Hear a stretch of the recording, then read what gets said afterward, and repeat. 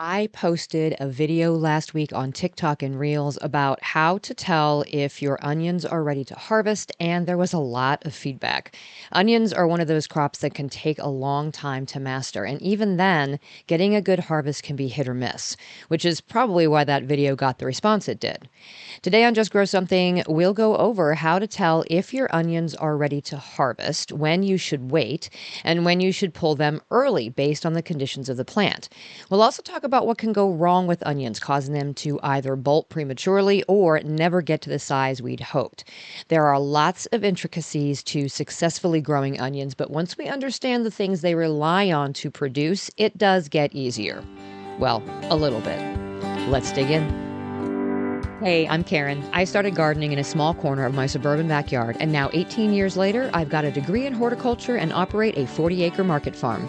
I believe there is power in food and that everyone should know how to grow at least a little bit of their own. On this podcast, I share evidence-based techniques to help you plant, grow, harvest, and store all your family's favorites. Consider me your friend in the garden. So, grab your garden journal and a cup of coffee and get ready to just grow something.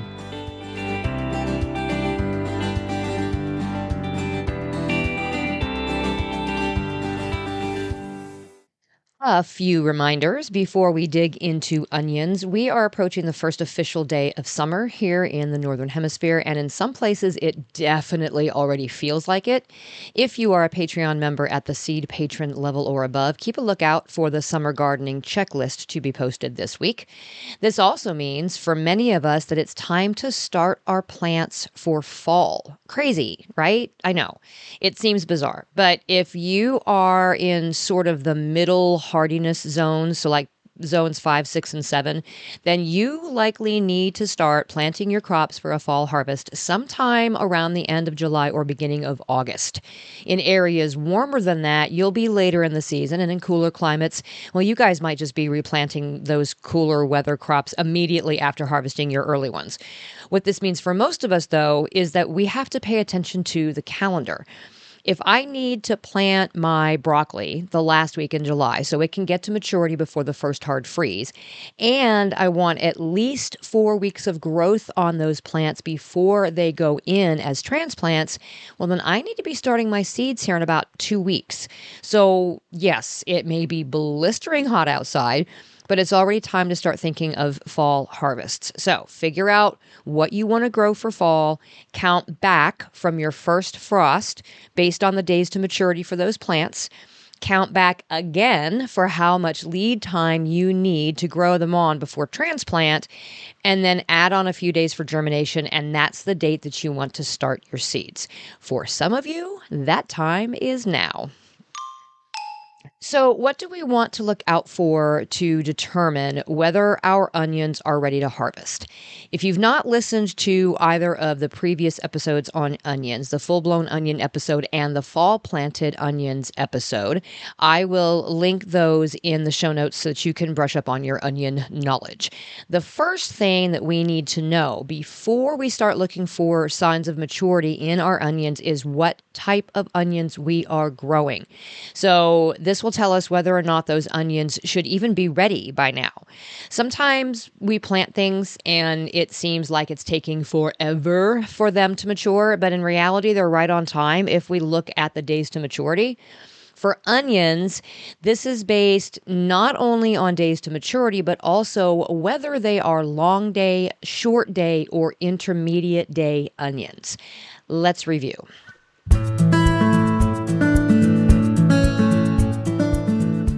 Onions are photoperiodic, meaning they are sensitive to daylight. They start forming their bulbs when the temperature and the number of daylight hours reach a specific level.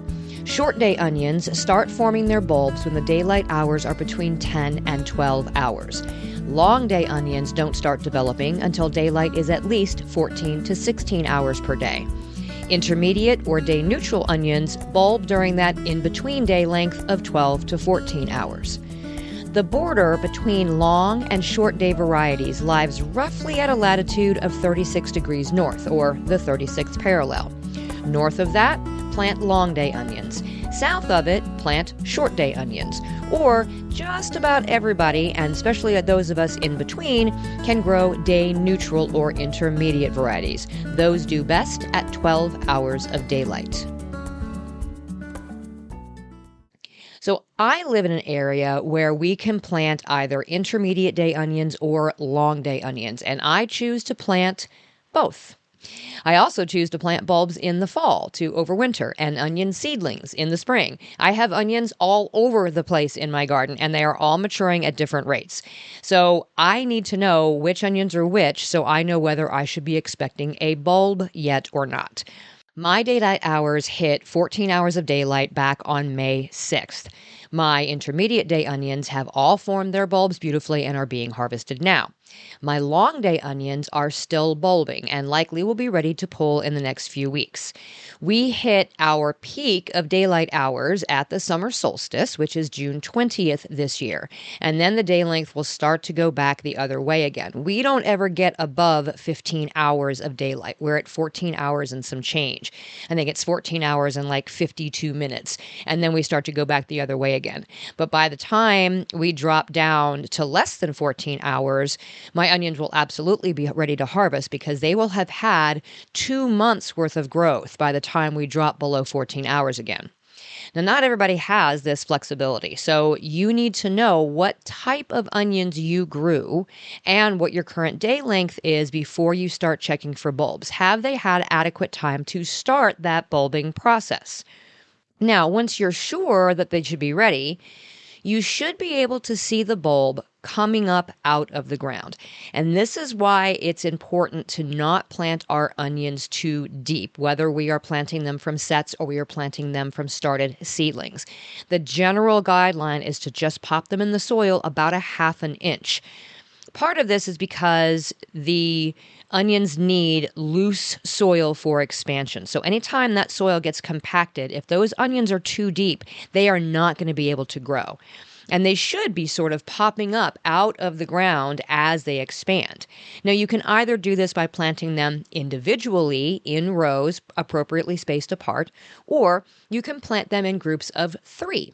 And they will do the same thing. They will all sort of grow in this almost clover leaf style with each bulb leaning out of its hole and as it expands. I have done this both ways and I get pretty good onions either way. I don't have a preference for one or the other. Now, the tops on your onions, if they're nice and lush and green and the neck is standing straight and tall, your onion is likely still growing. Even if that bulb is already popping up out of the ground and is pretty large by then, if all of those sort of characteristics apply, your onion is probably still growing. Just leave it alone. But if the leaves have started to die back, if the neck is starting to sort of bend over, that onion is likely just about done. And if that neck is completely folded over on its side, it is time to harvest. Now, you can sort of speed this process up when you see that some of that foliage is starting to dry and you see that neck of the onion is starting to get a little wonky. You can actually bend that over and force it to start that final push towards maturity if you want to. I generally don't do this. I just let it do its thing because I've got so much other stuff going on in the garden. I'm not really in a hurry to get them harvested. So I just let them, do their own thing. So once they finally have that sort of folded over neck and they've flopped over, they are done. They are as big as they're going to get. They're as mature as they're going to get. It's time to harvest. Now, when you're checking your onions, you might find some other conditions that are prevalent. One might be that you have these nice, big, beautiful green tops, but there is no bulbing. You don't see those bulbs popping up out of the ground. You don't, seem to see any sort of roundness from that bulb, even if you brush some of the soil away. So there are a few possible problems here. Number one, you might be growing the incorrect type of onion for the area that you are gardening in. So go back and reference what I said earlier. Depending on where you are, if you are north of the 36th latitude, then you should be growing a long day onion. And if you are south of that, you should be growing a short day. You could also be growing an intermediate or day neutral day, so long as you are getting something, around 12 hours a day of sunlight. Another possibility is that the onion did not get enough nitrogen. So, onions are heavy feeders. They like a good amount of nitrogen early on in their growth to put on that nice green growth. But then you can also overdo it to where it does nothing but green growth if you fertilize them too late or if you feed them too late. So sometimes it's important to get that timing right. You shouldn't be continuing to feed any of that nitrogen after they start the bulbing process. But if they don't form their bulbs at all, then you very well may not have fed them enough. Sometimes it just means that they need more time. It may not be far enough along in the season, even if you do have the correct number of daylight hours. It could also mean that your soil is just too tight, and no matter how hard it tried, that bulb just could not form. If you have a high clay content in your soil, you haven't added enough organic matter, that might be another possibility as to why those bulbs didn't form. You kind of have two options here when you see this happening. Depending on the time of the year, you can either just go ahead and pull it and use it like a green onion, or you can wait a little longer. If you're not in a hurry and all that green growth looks really lush and fresh still and none of it's starting to die off, there is no harm in waiting to see what that onion does and see whether or not it does form its bulb. If you start to get too late into the season, or if you start to see that the foliage is dying, then your best option might be just to go ahead and pull it and use it for a green onion. I have this happen. Not all of my onions form beautifully and do these great big bulbs and flop over the way they're supposed to, etc. I have duds just like anybody else. And I just use those as spring onions. Another condition that you might see would be if there was a flower stalk forming. So this is if your onion is bolting. You will see a thick, heavy stem coming out of the center of the plant, and it will have a tiny little flower stalk at the end of it. Once the flowers starts to form or the stalk starts to form, the bulb will not continue to grow. You need to pull this entire onion right away. So when we talk about garlic, we talk or hardneck garlic specifically, we talk about the garlic scape, and that is that flower stalk that comes up. And we say to cut that scape off of the garlic and eat it, right? It makes a great pesto. And we do this so that we force the garlic to continue putting the rest of its energy down into forming the bulb. That is not the same thing in onions.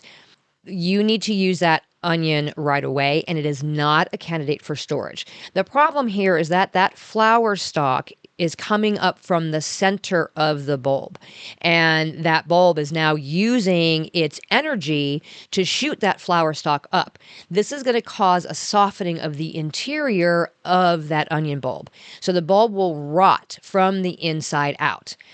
Plus, that flower stalk is very thick and tough. If you touch it, you will see it is completely different texturally from the leaves.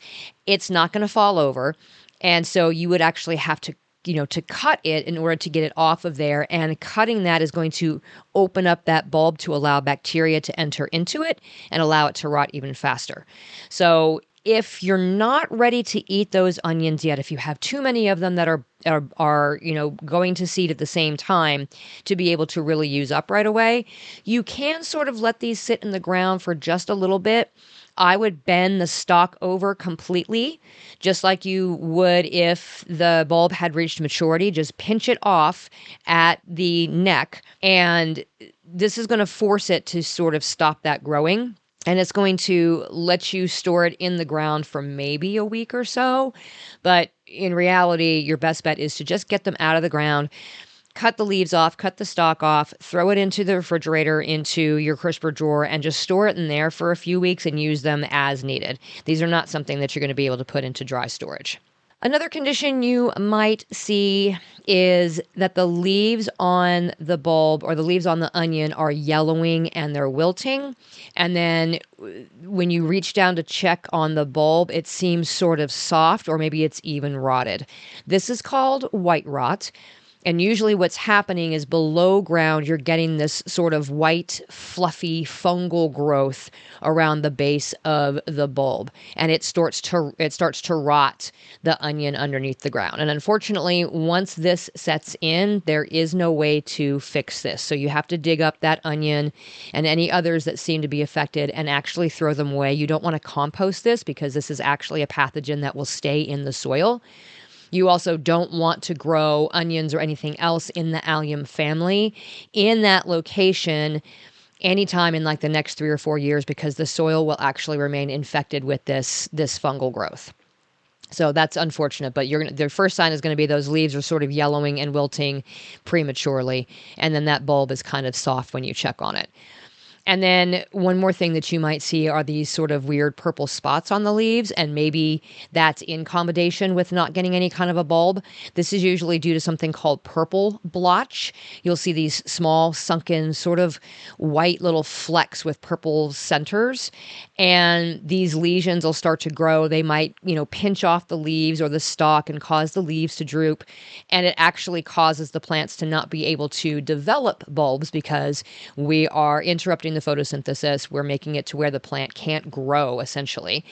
It is another fungal disease, but if you catch it early on, if you start to see these little purple splotches that are on the leaves, you can actually cut those leaves off and get them out of there, and that will stop the progression of the disease and actually make it to where you might actually get a bulb out of that onion. And at the end of the season or after harvest, just make sure that you clear out all of those, diseased leaves and any of the bulbs and get them out of the area. Again, you probably don't want to compost those. It's not as prevalent to stay in the soil, but your compost pile very well may not get hot enough to be able to kill off that fungus. So it's just best to just dispose of them elsewhere. No garden is complete without roses. This queen of the flowers creates a foundation for the garden and offers beautiful blooms to enjoy both inside and outside. But roses often get a bad rap for being fussy, hard to grow, and disease-prone. While this may be true of grafted roses, own root roses are easy to grow, have a higher disease resistance, and last for years to come. Heirloom Roses wants to help you succeed with roses with their collection of over 900 varieties of healthy own root roses. When choosing roses that are grown naturally on their own roots, gardeners can avoid the headache of weak grafting points, winter damage that often kills the plant, and spending precious time fighting rootstock suckers. Instead, choose Heirloom Roses. Heirloom Roses hand propagates only the highest quality own root roses that are known to be fuller, more disease resistant, and will push out healthy blooms in their first growing season. At Heirloom Roses, each mother plant is tested for over 10 different varieties of rose viruses to ensure that you receive healthy, top-quality plants. No gall, no rose rosette, no mosaic virus. Just clean, strong plants ready to add beauty to your garden. As a special offer, Heirloom Roses is offering you 20% off all roses with code JUSTGROW. Use this code at checkout now through October 31st, 2024, and since they ship year-round, you can choose the perfect ship date for your garden. It's time to experience growing healthy roses the way nature intended, on their own roots. Find your next rose today and take 20% off with code JUSTGROW at heirloomroses.com. Okay, so if your onions look like they are ready to harvest, now what? How do you actually harvest them? So, like I said, once those onions start to mature and those tops start to become sort of yellow and begin to fall over, you can bend those tops down to sort of speed that final ripening process if you want it to. You want to wait until the tops are nice and brown before you actually pull them out. So if you want to loosen the soil up around the bulb while those tops are drying down, that will encourage the drying, especially if they've been planted just a little bit too deeply and they seem like they're further down in the ground than they should be. You do want to wait to harvest until the weather is dry. If onions are wet when they are harvested, number one, they don't cure very well, and that could lead to them rotting once they're in storage. So wait until all the tops are brown, wait until the weather is dry, and then go ahead and pull your onions. Preferably, hopefully, if they've popped up out of the ground, it's going to be very easy. Just sort of get your fingers under there and pop them right out. If you need to, you can use a hand trowel and dig around them very, very gently in order to pop those roots up and out. You want to handle them carefully because they can be bruised at this stage. And if you bruise them now, or if you bruise them while they are being cured, then you have more likely the opportunity for them to start rotting while they're in storage. Once you get them out of the ground, if it's warm out and it's kind of breezy, where the air can move around, you can just lay them right there in the garden on the dry ground for a few days to cure them in the sun. This is going to help to tighten those skins up before you bring them in. Just be mindful if your climate is the way ours is, where it might cool off in the overnights just enough to be able to get a lot of morning dew. You don't want that morning dew settling on those onions. So if this is the case, or if you live someplace where the sun is scalding hot, it's not just warm, or there is no airflow and there's the possibility of sun scald, then you want to go ahead and just move them out of the direct sunlight. I have set up wire shelves underneath a tree line and just let them sit out sort of in the shade. I would say dappled sunlight, maybe, just to let them dry outside. You can dry them inside. I really prefer to do it outside. They just seem to dry faster that way. You want to make sure that the roots are dry. Number one, the foliage should already be dry, because if the foliage hasn't really dried while it's out in the garden area, then you're just looking at promoting fungal growth at that point, or bacterial growth, either one. They like those conditions. So the drier, the better. But then you can put them in a shady spot, elevated up off the ground, and with some good airflow, and that will help to dry them out a little bit. You can also put them in a protected spot like a garage or a barn or even a basement if the weather isn't going to be dry enough to do this outside. Once they have been harvested and dried, then you want to cure them. So this is a little bit different than just the sort of drying process. If you are growing very sweet onions, Walla Wallas, candy onions, let's see, what's another one? Texas 1015. There are a bunch of different really sweet onions. Know that these are really only going to store for a few months. Just the amount of sugar content in them does not make them really good candidates for long-term storage. So these aren't things that you're probably going to hold on to much over the winter time. You're more likely to use these now. So having a long curing process may not be necessary, depending on the number of onions that you've actually grown. If you are growing very pungent onions, hot white onions, these are the perfect ones for storing for 6 to 9 months or even a year in really good storage conditions. And that is really based on how well you cure them. And remember here, onions that have flowered are not candidates for curing. These are not good ones for long-term storage. But your other ones, yes, absolutely. So once they've sort of dried outside, you want to move them to a warm, dry place with really good air circulation. So you can either hang them up. This is where you see people might put them into braids, or you can put them on wire racks just laying flat, or you can, you see people will set up these wood frames with like chicken wire across it, and then they put the bulbs in with the greens face down, like sort of pulled through, so they're all in their little individual resting place. It doesn't have to be that fancy. You can just lay them out in a single layer on some newspaper and just make sure that you periodically rotate them around to allow for the even drying. So I like to put mine in my seedling room downstairs. It's warm enough that it's not going to hinder the process, the curing process. But I can also put like a fan down there and keep the air moving. And I just lay them out on the wire racks where I normally put my seedlings and just let them do that there. It's just a good spot to put them because they're out of the way, and I grow a lot of onions. No, your onions are fully cured and ready for storage. Once the necks are no longer green, and the necks of the bulbs are completely closed up. This is very important. You don't want to cut the tops completely off prior to this complete drying process because you're at higher risk for bacteria to get into that bulb and start the spoiling process. And so that means that you're going to put them away for storage and go to pull them out and use them, and you're going to have rotted onions. So make sure that those necks are completely closed up and they're completely dry and they are no longer green. The entire neck, right where the leaves meet the bulb, should be completely dry too, all the way to the surface of the onion. And then the skin will have a much more uniform texture and color than what it had when you initially harvested it. And then once the onions are thoroughly dry, just clip the roots and then cut those tops back to about an inch, unless you're doing a braid for storage, and then just leave it on and do your braid. And now they're ready to eat or put away in storage.